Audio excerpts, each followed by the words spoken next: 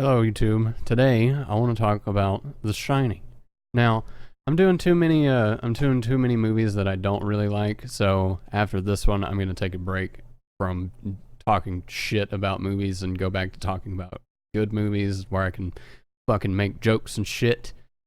But I'm really passionate about The Shining book. It's probably my favorite Stephen King book, and I haven't seen the TV series, so I can't really say whether or not it follows the story any better than the Stanley Kubrick version, but I just feel like the Stanley Kubrick version didn't even try. There's just so much wrong with it that I want to talk about it. Okay. Movie starts. You got this nice I guess they would have used a helicopter or something at the time, something that we would now use just like a fucking drone or something to get the shot. Anyway, nice overview shot of Jack driving up the mountain, going to the overlook, going to his interview. There's already a problem, like right at the beginning of the book. Right at the beginning of the movie. All right, no, hold on, because I got some stupid thing that I want to talk about before we get to that. Scatman crotches. You're just watching the credits come down at the beginning of the movie, and this dude's name just like blew my mind. Like, what the fuck? I feel like I should have looked it up to see if this was a joke or something, but if that's somebody's real name, I feel sorry for that guy because he got made fun of a lot in school. Poor dude. Anyway, next thing, we get a nice overview shot of the Overlook Hotel. It's a pretty shot, but the color scheme bothers me a little bit. It's this gray-ass hotel next to this gray-ass mountain. Like, paint that motherfucker. Paint it white or something so it stands out. All right, back to Jack and his interview. Why is Jack being interviewed? Jack already had this job in the book. He has this job from his friend Al Shockley, who owns part of the hotel. He's a big investor in the hotel, something like that. Anyway, he has a large part in this. All he had to do was pretty much call a friend, pull a string or two, and boom, Jack's got the job. And Jack has the job because they're pretty much best friends. They were drinking buddies, which none of this shit is ever addressed. They both have this really traumatic event that happens to them where they decide that, we've gone too far. We need to stop drinking, and Al is really has an easier time with it. He quits very easily from what we hear in the book anyway. We don't delve into him too much, but ultimately you're supposed to get that he's the more responsible adult than Jack. Enough of that. Just already an inconsistency. Already something that we decided to change instead of just follow the original story. All right, then we cut back from that. We cut to Danny and Wendy at home. Danny and Wendy are just, they're sitting there talking about, do you think Jack got the job? Blah, blah, blah. Inconsistency is already mentioned. And Danny is talking to Tony at the table. And he does this stupid little thing with his finger where he goes, meh, meh, meh, meh, meh, meh, and that's him talking to Tony, which, I don't know, it's just cringy to watch. I think it's fucking cringy. It's really, really stupid, and it adds to the I don't like this kid character. And Danny is like one of the best characters in the book. He's a smart 5-year-old who is very resourceful and just curious about everything. He's a great character, but in the movie he's just fucking not. He's boring, and he's quiet, and he's bland, and I get the feeling that there's something not right with this kid. Not that this kid has been abused, just that he's not all that bright. Like, he seems like he would be dumb. Anyway, now we're back at Jack getting his interview. Stuart Ullman, which I forgot to mention this, is just like the nicest guy during the interview. He's showing Jack around. He's all smiles and everything. And in the book, he's a fucking asshole. And Jack consistently talks about how he's an asshole and how he's so he's got his head up his own ass, and he's just, I'm better than everybody else. But here, he's just the nicest motherfucker that ever ran a hotel. Just why change that character? You changed that character because you're making Jack the asshole. Why? Jack is supposed to be a very sympathetic character. You're supposed to, Stephen King delves into all of Jack's backstory, and how Jack was abused as a kid, and how Jack has substance abuse problems that he's trying to overcome, and that he's trying really fucking hard, and all of the emotions and everything that go in his head along with that. And here he's just made out to be like a fucking soulless fucking monster from the very beginning. Anyway, all right, they talk about the previous caretaker a little bit. They talk about Delbert Grady, and which I think his name in the movie is actually different. If I remember correctly, his name was Charles Grady in the movie. Why the fuck change that? I know it wasn't Delbert. It's Delbert fucking Grady is his goddamn name, okay? During Jack's interview, they talk about how Delbert Grady went crazy and killed his family with an axe, blew his brains out, which I'm pretty sure is what happened in the book. I'm pretty sure that was the story behind Delbert Grady, except for this one glaring little thing here, which they keep deciding to leave out, and which really bothers me, because alcoholism is a central theme in this book, and it's so fucking ignored that it drives me crazy. Ullman says that Grady was a drinking man, and that eventually at some point he ran out of alcohol or something, just drank too much, and then went crazy and killed his family. It's all blamed on alcohol, which fits the narrative of the book.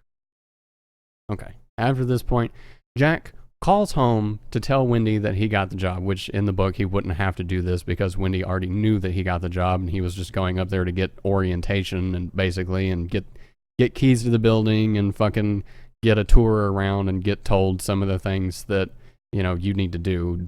He kind of does that again when they all go up there.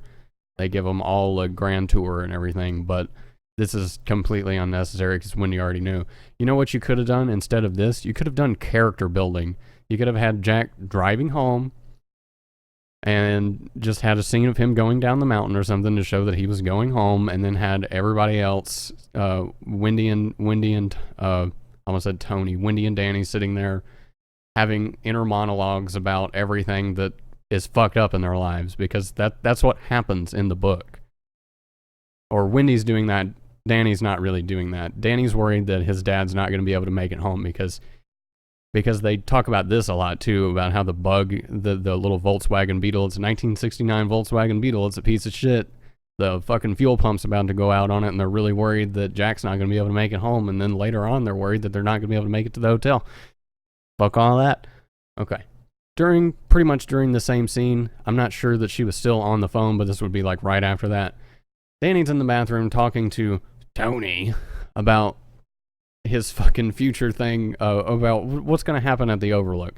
And Tony gives him a vision, and instead of him seeing what he sees in the book, is he sees a dark, faceless figure chasing him through the hallways, or running through the hallways of the Overlook, smashing walls with a roque mallet, yelling, come take your medicine, or something like that. I can't remember the exact words from the character in the beginning of the book, but fuck that. We don't get that. We get famous blood hallway. That's pretty much all that you get from Danny's vision, is the blood hallway, or the elevator that opens up and all the blood comes out. It's a cool fucking scene, but it's out of nowhere.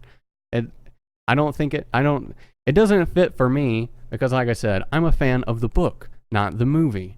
I want to see Jack made up with a fucked up bloody face, in the dark, running through the hallway, smashing shit with a roque mallet. That's what I want to see from Danny's vision. Okay. And after this, Danny when he does his little, when he uses The Shining, when he talks to Tony, he always looks like he's having an epileptic attack or something. He's just kind of shaking, a little bit of spit coming out of his mouth. They do this 2 or 3 times. We have the doctor visit that comes way too fucking early in the movie, because this happens while they're at the hotel at a doctor's office in Sidewinder. I think the town was called Sidewinder. Anyway, we don't do that. We're at their home, or their apartment that they're living in Boulder, Colorado, where a doctor comes to their home to see Danny, asks him a couple of questions. Danny talks about Tony a little bit. And then we move immediately to the next scene where Wendy and the doctor are discussing Danny's episode. Who is Tony? When did he first start talking about Tony? Which this is never addressed in the book either. The doctor talks to them a little bit about Danny's proposed telepathic abilities, whatever you would call it. The doctor doesn't believe any of it's bullshit. The doctor is concerned about them as a family overall, thinks that, Danny's worried about them divorcing. Danny's worried about losing his father. And that, that's what bothers him. But we get this really awkward scene instead of that narrative where Jack would also be there. We get this really awkward scene where Wendy tries to justify Jack breaking his arm, and it's just fucking disgusting. Like, it seems like she's bothered by it, but the fact that she would do it anyway is just gross, because the character from the book, I don't think would fucking do that. The character from the book constantly holds this against him. This is something that's brought up like maybe 10, 20 times. Over and over and over and over again. Every time something happens between them, either Wendy brings it up or Jack brings it up, and they fight over it constantly because it's something that she can't let go. But she does this thing where she's like, well, it's something that you do to a kid 1,000 times. You reach down and he just reached down and grabbed his arm. And he just pulled a little too hard. He was going to give him a spanking because he was being a bad boy. Like, no, that is not what she would have said. No, that's just fucked. And also in the book, Jack is there at the time and Jack owns it. Jack says he was in the wrong. He apologizes for it. And this is like the first time him and Wendy ever actually talk about like divorce, and that it's no longer on the table, and that their relationship is getting better.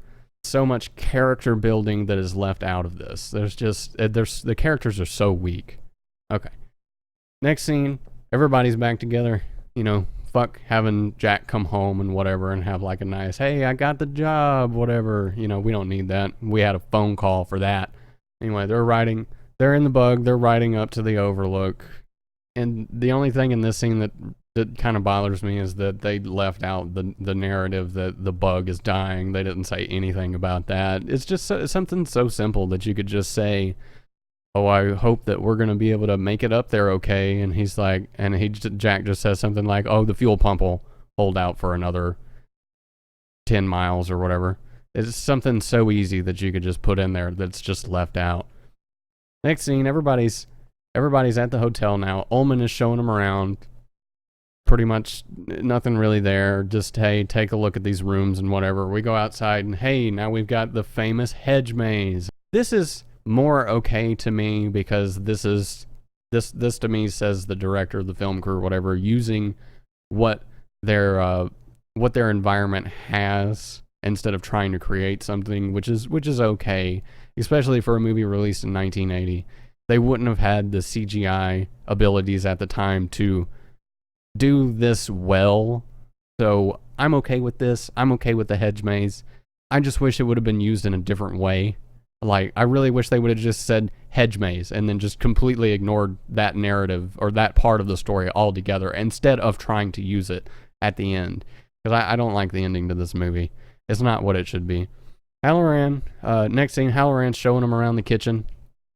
This whole part right here is pretty accurate. This is almost down to just the conversation that's actually had in the book. The only thing that I don't like about this scene is we get this spot where Halloran is showing him around, I think, the pantry, and he's having a discussion with Wendy at the same time as he's looking back at Danny and uses The Shining to speak to him, but and just asks him if he wants some ice cream, which, is fine, whatever. But they build it up with this loud noise that almost makes it seem like it's supposed to be sinister. The Shining is not sinister in itself. The Shining is just it's telepathy. It's a power that some people have and others don't. It's and every time I ever hear about The Shining in the book or in Dr. Sleep, The Shining is just it's basically just that. It's telepathy. And most of the characters or anybody that has it that uses it normally uses it for positive things, just to talk to others, people that share Shining abilities, make friends with each other more easily. It's positive, but here they just make it out to be like there's something to be afraid of, and it's not. I hate that.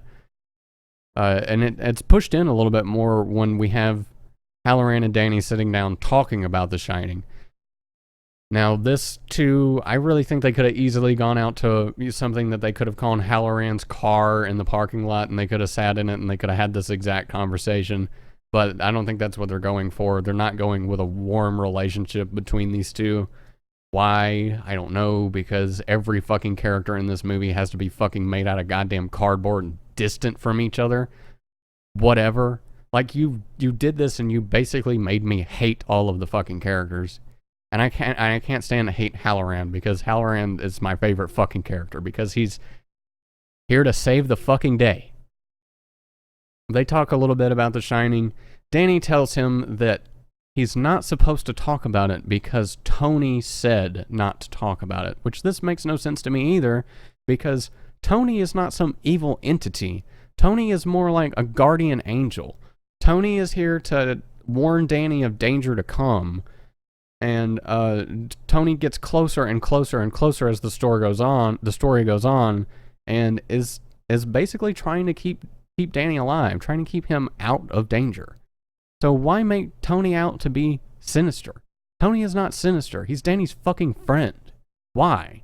Also, in this scene, I need to mention that they never talk about Danny contacting Halloran to come help. They never make it seem like these two have made any type of intimate connection that would not like that, but not any kind of intimate connection where Halloran would feel the need to come to the hotel and save Danny and Wendy. There's nothing here to show that. Yet, it still happens. You know, of course, you can't just throw that out. And they also talk about Room 207. Room 207 is something that comes up later in the story in the movie, where Danny gets attacked by a ghost. In the book, Halloran actually tells him what happens. And in the movie, he doesn't. He just says, "You ain't got no business being in that room anyway. Just stay out of room 237. You know, whatever. That's another nitpick. That doesn't matter. Them changing the name, changing the room number.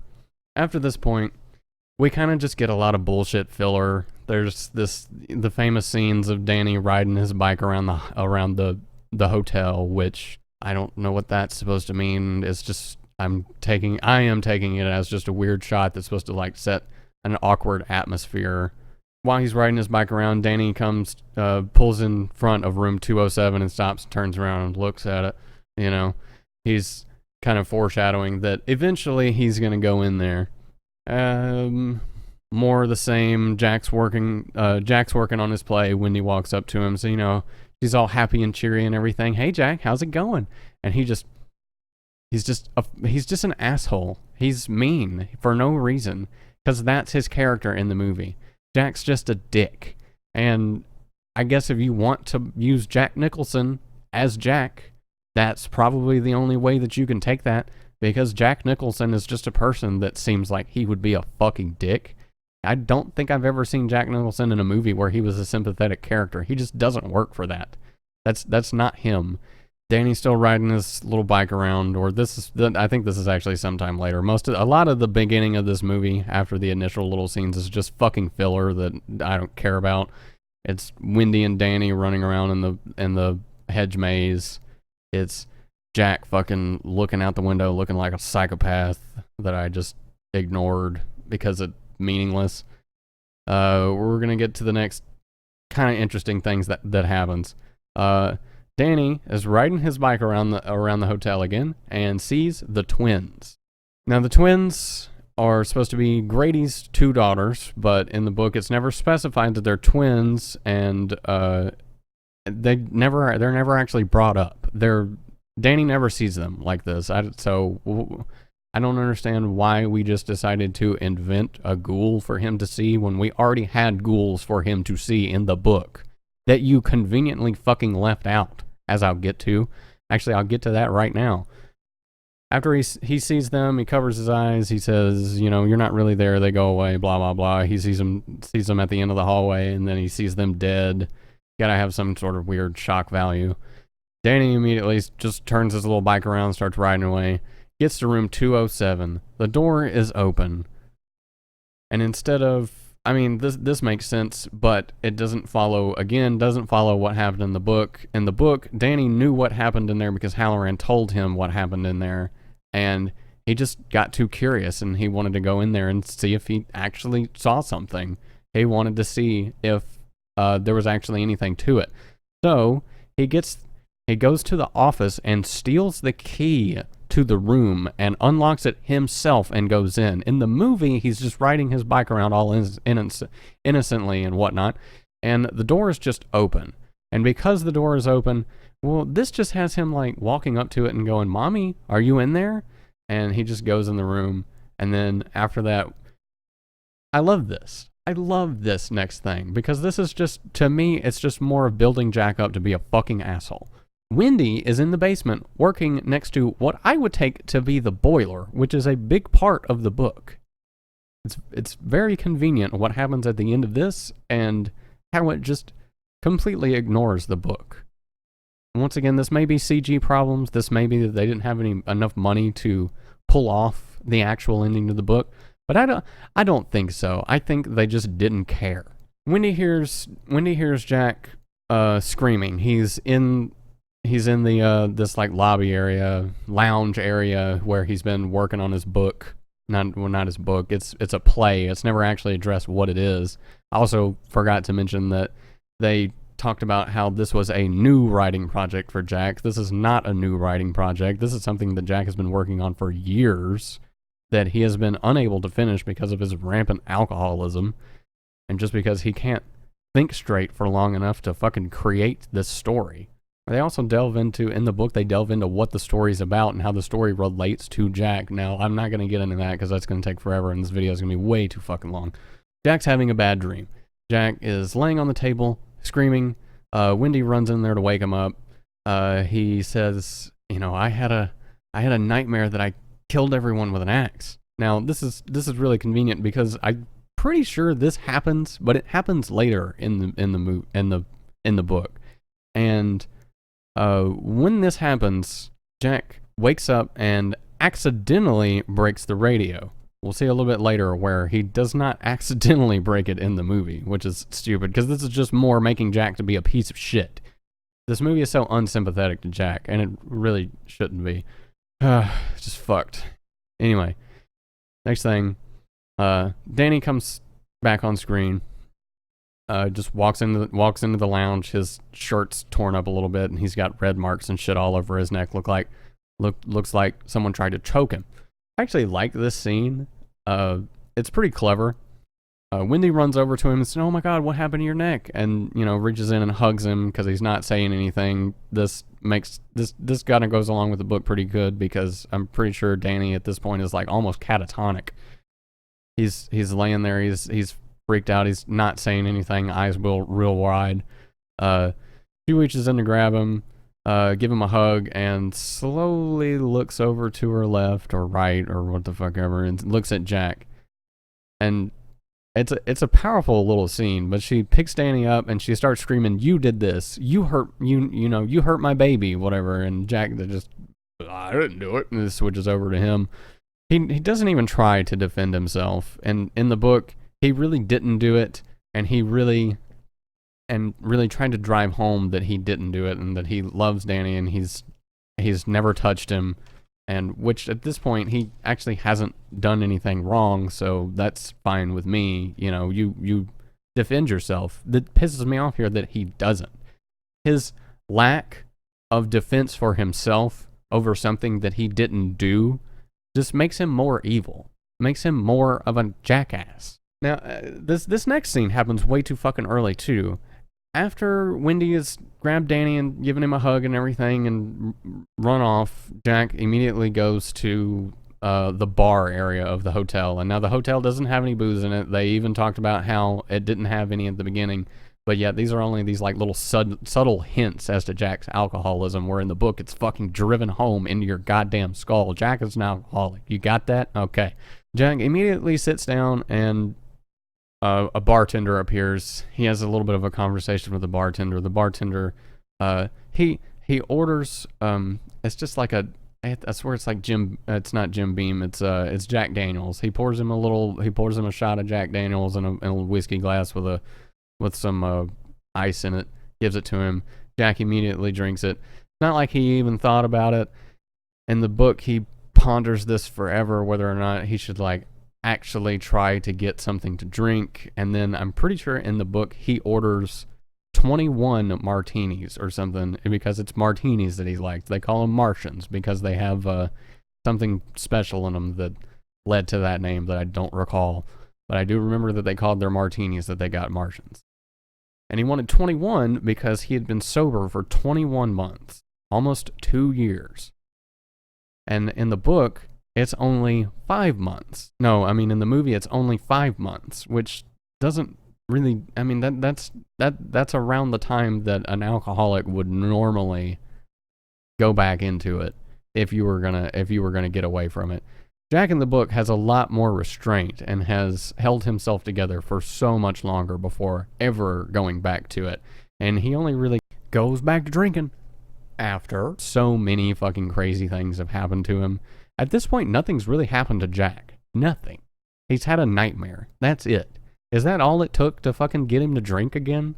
After he has his drink, and he does this really fucked up thing again, like how Wendy did at the beginning, where she tried to justify Jack breaking his arm. Jack tries to justify breaking Danny's arm, which is just, it's so wrong. It's so wrong for the character, because Jack didn't do that. Jack took ownership of breaking his arm and said that it was a horrible thing to do, and that he would never touch Danny like that again, and that he does so much to try and control himself. He snaps every now and again, but he basically, he like tears into himself for it. He's even Danny talks about how his emotions are like it's like a constant whirlwind. He's always fighting himself. He seems like someone who has like, he's mentally unstable, but he is not a bad person.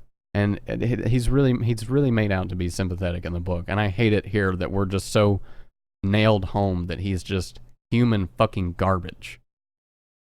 Alright, next thing, Wendy runs into the room where Jack has had his drink. She doesn't say anything about smelling alcohol on his breath or anything, which that is a huge thing in the book. As soon as she smells alcohol in his breath, she is like totally against him. Where did you get alcohol? And they're fighting. Never mentioned. Wendy runs in. There's a crazy woman in one of the rooms that attacked Danny. And Jack's response to this is, "What the fuck are you talking about?" And then she talks about it. Danny said that there was a woman in one of the rooms that reached out, that tried to strangle him. You've got to go check it out. And Jack just says, "Which room?" He's a fucking asshole. Okay. And then we have this quick little scene, which, like I said, it doesn't really make any sense, because there's no reason for me to believe from the events of the movie that Danny and Mr. Halloran have any type of connection. They talked a little bit about The Shining, but that's it. And it was never addressed that Danny's shine was so strong that he would be able to contact Halloran via that. Anyway, here we are with Danny contacting Halloran, and the only thing that he really gets is a feeling. I don't think this scene with him seeing something never actually shows whether or not he received a vision or anything from Danny, but in the book, Danny is saying, "Help, Mr. Halloran, come. Please come and help us." So Halloran immediately knows in the book that Danny is in trouble, and he has made this connection with him because with The Shining, they were able to share more about themselves than anybody really can through normal conversation. It's made out to be like a very strong connection that they made, and Halloran feels obligated to immediately head to the Overlook and do what he can to save the boy. While this is happening, Jack is investigating room 207, and because Jack is a piece of shit, in room 207, from the bathtub, where the creepy old woman what'd she do? She took a bunch of sleeping pills and died. Like I said, this was talked about in the book.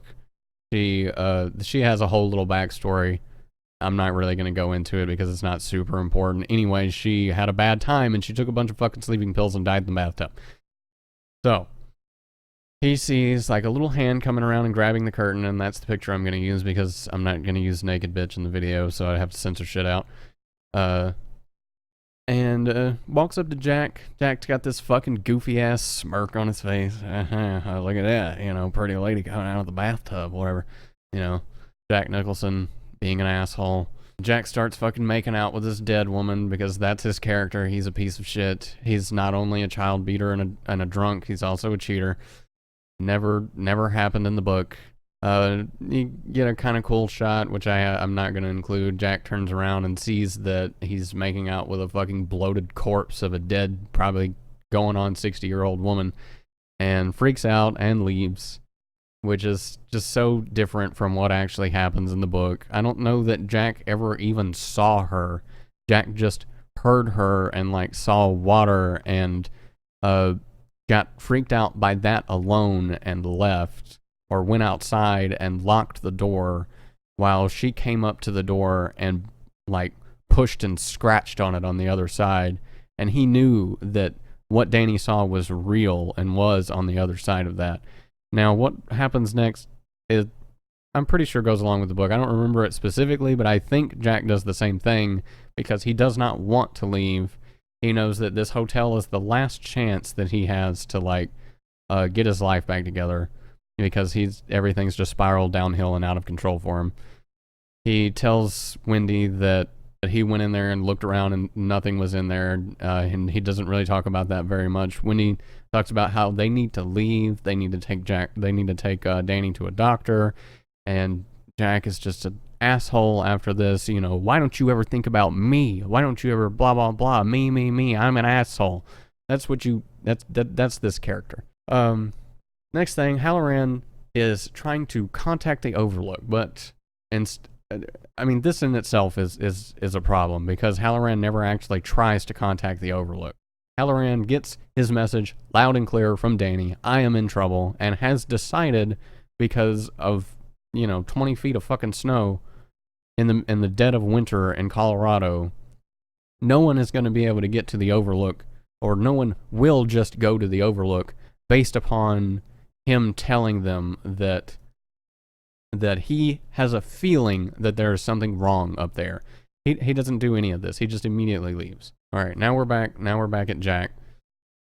After him and Wendy have this little fight and whatever, Jack goes back downstairs towards the lounge or in some other random hallway, and there's a fucking party going on. This kind of happens, but not really in this way. We kind of left out the whole elevator thing. We left out them laying in bed and the elevator going up and down by itself, and them hearing the sounds of like there's a party going on. And it's not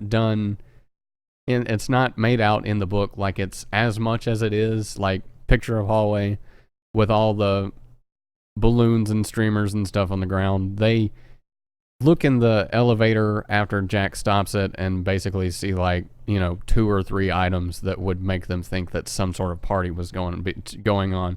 Not like this where it's just all down the hallway. Jack goes back to the bar, has another couple of drinks because it's just it's not important by this point. We haven't established that we haven't done enough, in my opinion, to establish that he has a horrible fucking debilitating drinking problem. He meets Delbert Grady, and Grady spills some shit on him, prompting them to go off on their own to this really weird looking bathroom where they end up having a conversation about how Jack confronts him about killing his family, and Grady's like, well, I don't remember that, sir. And they talk about how Jack tells him that Mr. Grady, you used to be the caretaker here, and Grady's just like, no, sir. You're the caretaker, and I would know because I've always been here. But I'm pretty sure this is pretty close to pretty close to accurate to the book. Now, this next thing is not. I don't think this happened. Grady tells Jack that Danny is bringing someone from outside to the hotel. I don't think that they knew about this. I'm pretty sure Jack doesn't know. I may be wrong about that, but on this one, I'm pretty damn sure that this never actually happened. And now, here is a scene that I talked about earlier where Jack purposefully breaks the radio. Jack did not purposefully break the radio in the book. He is having a nightmare. I think this is what he has in the nightmare earlier, is that he dreams that he's killed his family, and just he loves his family, so it's really heartbreaking for him. Whereas in the movie, it just kind of seems like he's a little bit freaked out by it, but that's it. This is like a super traumatic event for him, and he wakes up screaming and flailing and accidentally knocks the radio off of the desk that it's on and breaks it on the floor. Pretty sure they never actually say that he did it on purpose, but they do complain about it, how they don't have a way to contact the outside, and they do shit on him for doing that in the book, which, I mean, yeah, makes sense.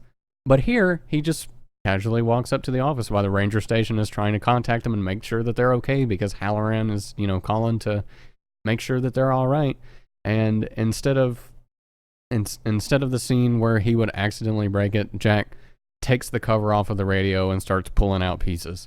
He intentionally sabotages the radio. At the same time, we start getting shots. Halloran on the way. Halloran heading to save the day. He's on an airplane. And Wendy is at this time after. I know what happens. We're back in the room with Wendy and Danny, and Danny is doing another one of his little weird things where, what does he say? Danny's not here right now, Mrs. Torrance. That's what he says. Tony never takes over Danny's fucking body and speaks through him. That never happens. Why do that? Why make this fucking child character so fucking awkward? I mean, I'm sure people actually like this scene, but I don't. It's just awkward and cringy to me.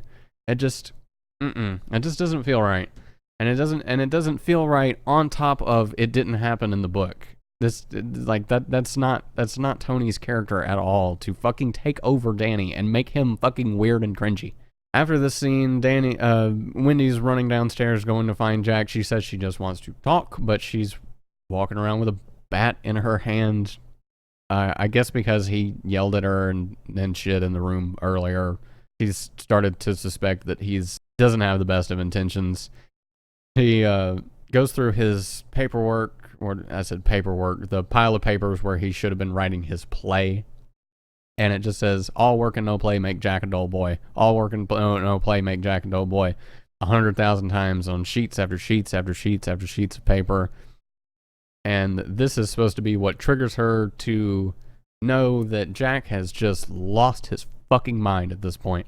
Jack shows up from right behind her around a corner and says, "What are you doing?" And she screams and turns around, and they start arguing, and they're yelling at each other again, mostly just Jack being a total piece of shit.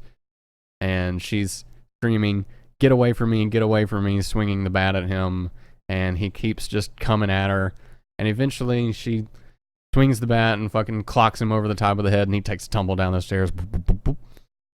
Goes Jack down the stairs. After this, Wendy goes to lock Jack up in the pantry. Now, I mean, this is fine. She goes and locks him up, but I'm pretty sure Danny was here for this, and I'm pretty sure Danny was actually helping Wendy move him in there, and they decided to put him in the pantry because there was plenty of food in there. It's air conditioned, or it's heated, so he's not going to freeze to death. Like, they debated putting him in the freezer. None of that's gone into. She just immediately decides to put him in the pantry. No dialogue here, nothing. At this point, Jack wakes up, and as he's being pulled into the freezer, the pantry, Wendy runs out, closes the door and locks it, and Jack starts yelling that there's no way that they're going to get away. Wendy says something about using the snowcat to take her and Danny down the Sidewinder, and she's going to send help back up to get him. He says, there's no way you're going to be able to do that. Go look at the snowcat. She runs outside to check it, We see that Jack has purposefully sabotaged the snowcat. That's not, again, that is kind of what happened, but not in this way. It shows like where he's cut something out of it, but that's not how it went. There was like a battery or something that needed to go into it, or some part that he needed to fix it that he actually found, that he knew that he could have fixed it. He just decided not to. He just took it and threw it out. But more because of the influence of the poltergeists and shit in the hotel that are heavily influencing his mind at this point than his own selfish decision not to take his family to safety. We get another shot of Halloran on the way. He is almost there now. He's in the snowcat, which in the book it's a snowmobile, but that doesn't matter. He's heading to the Overlook. He'll be there very shortly. We get this little scene where Delbert Grady shows up and is talking to Jack about how they doubt that he can take care of their little problem, which their little problem is Jack's family. And well, Jack too, because I'm pretty sure eventually Jack has to kill himself because Grady did it. So eventually Jack has to as well, probably at the end of the season or something, when people are coming back to take care of the boiler, which is never mentioned in the movie. Jack gets out and he immediately goes after Wendy and Danny. He is attacking a door with an axe, breaks through it, which in the book it's a roque mallet. They never even talk about roque. Roque is talked about a lot in the book. It's an older version of croquet that is a much more complicated game, much more sporty type game. That I learned a lot about roque reading The Shining, but it's not even mentioned here. Wendy runs into the bathroom and pushes Danny out this little window. We've conveniently got enough snow on the side of the building for him to just slide down to the ground safely. Jack breaks through the door into the bathroom, and we get the famous "Here's Johnny" face on the door. But at this point, he hears Halloran pulling up. He hears the snowcat outside. So he stops trying to attack Wendy and runs down to confront Halloran, who's coming in the door. Now, here we are with my biggest problem with this movie. Why would you do this? Halloran comes inside. Now, we ignored the hedge lions, and the hedge lion and the dog and the rabbit and all that. We ignored the hedge animals completely, so he doesn't have to fight them off on his way in. That would be a cool scene. Him, throwing gasoline on one of the hedge animals and fucking lighting that bitch up with a Zippo. Nope, leave that out. Halloran runs inside. Or he doesn't run. He very slowly walks inside and, "Hello? Is anyone here?" He's very, very cautious. And just, here comes Jack. Out from behind a column. Axe into the chest. This was my biggest surprise because, not with this. Because I saw this movie a long time ago before I had ever read the book and just decided to read the book because, I do remember when I didn't know what the story was, liking this movie, and now it's completely the opposite for me because I read the book and now I don't like the movie. This is a movie for people who have never read Stephen King's The Shining. This is not a good film adaptation. It's not. But anyway, Halloran is killed. Halloran does not die in the fucking book. Why kill off a character that doesn't die in the goddamn book? Did you just not want to pay the motherfucker anymore? What up with that? Halloran gets hit in the side of the face with a roque mallet, and he breaks his fucking jaw, and the whole side of his face is purple, is what's described in the book, and he's definitely hurt, but he's still alive. And eventually he helps Wendy and Danny get the fuck out of there. He escapes with them and remains a family friend. He remains a family friend that's even mentioned in the next book in this line. In fucking Dr. Sleep, Danny talks about Halloran a lot. But no, he's murdered. From this point, it's pretty much just Jack's chased Danny out into the hedge maze. We get little shots of Jack and Danny running in the maze, and Danny does the only smart thing I've seen this fucking kid do the entire fucking movie. He tries to retrace his steps, just go backwards in the snow, and then go off in another direction to lose Jack, and does, and succeeds, and gets out of the maze. While all this is happening, Wendy's running around in the house and running around in the hotel, and she sees Mr. Derwent and his dog, and which is a weird one. I got a picture for that. She sees dead Halloran, confirmed that he's dead. He's laying on the ground. There's blood everywhere. He's got a big axe hole in his chest. When he sees like a bunch of skeletons and shit, and she just generally just gets freaked out while Jack's chasing Danny around. She gets outside. Around the time Danny runs out of the maze, and they have a hug and meet up, and they just kind of get in the snowcat and peace out. They're just gone. Jack gets lost, and he's fumbling around in the maze and freezes to death. And we get the famous Jack frozen picture, or Jack frozen image at the end of Stanley Kubrick's The Shining, and a zoom-in picture of the staff where it shows Jack at the forefront, meaning that he would be the manager, or he is some figure of importance at the Overlook Hotel. And that's the end of the movie.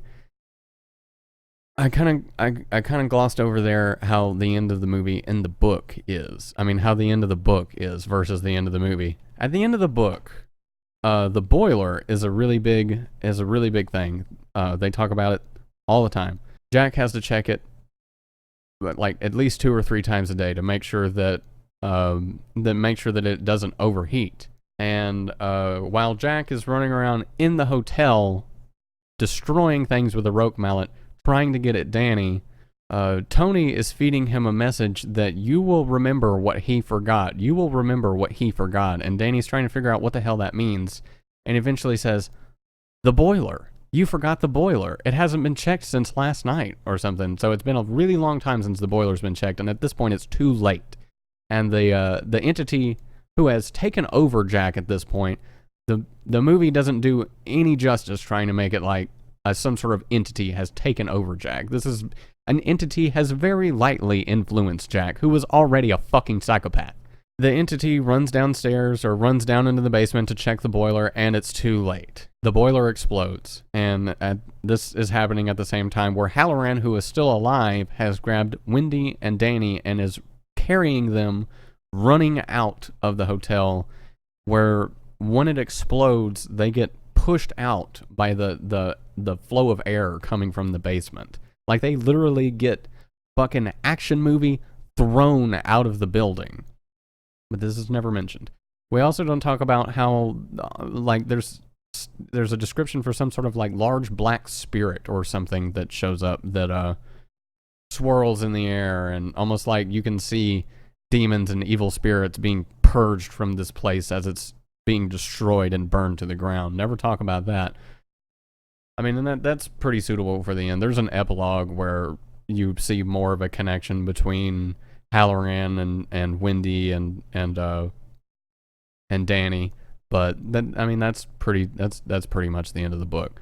There's too many differences here for me, and I don't understand it. I don't understand. This movie would be better if it did not claim to be the source material. If it didn't claim to be an adaptation of Stephen King's The Shining, I wouldn't dislike this. But, I mean, there were obviously, you have to be names changed and parts of the story changed. But I like the book too much to be able to deal with this. Guys, tell me what you think of Stanley Kubrick's The Shining. I know you probably fucking like it. I'm probably the odd man out here who does not like this fucking movie. Tell me what you think about this movie in the comments. And if you like this video, hit that like button and think about hitting the subscribe button. Come back and see me. Bye-bye.